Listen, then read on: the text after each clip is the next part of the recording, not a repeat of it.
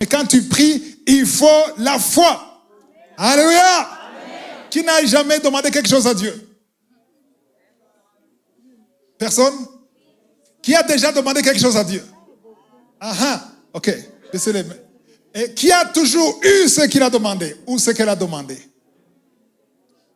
1, 2, 3, 4, 5, 6. Tout ce que tu as demandé. Tu n'as jamais été déçu? Un peu. Qui n'a jamais été déçu? Tu demandes quelque chose, tu dois avoir ça. Et là, c'est dangereux. Amen. Si les parents qui sont ici, si ton enfant te demande quelque chose, chaque chose que l'enfant demande, tu donnes. Là, tu ne rends pas un bon service à ton enfant. Parce que l'enfant demande ce qu'il veut.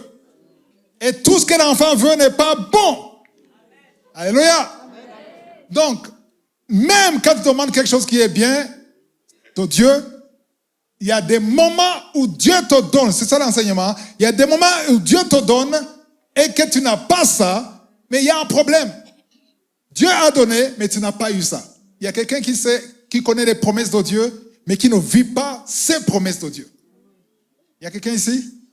Tu connais la promesse de Dieu, mais tu regardes ta vie, tu ne vis pas la promesse de Dieu. Soit ça traîne, mais parfois ça traîne longtemps. Tu te demandes où est le problème. Il y a quelque part. S'il y avait un robinet ici, tu vois, il y a l'eau, on ouvre, il y a l'eau qui coule, et à un certain moment, il n'y a pas de l'eau, ça veut dire qu'il y a un problème quelque part. Le robinet fonctionne très bien, mais il n'y a pas d'eau. Pourquoi? Quelque part, c'est bloqué. Amen. Si on a l'électricité ici, la lumière, ça vient de quelque part. Il y a la source. Et si ça coupe, ce n'est pas qu'il y a un problème technique ici. Parfois c'est ici, mais souvent ce n'est pas ici. Amen. Ce n'est pas un problème de votre maison, c'est un problème de la source. Amen. Alors quand Dieu te donne quelque chose, il faut que tu aies la foi.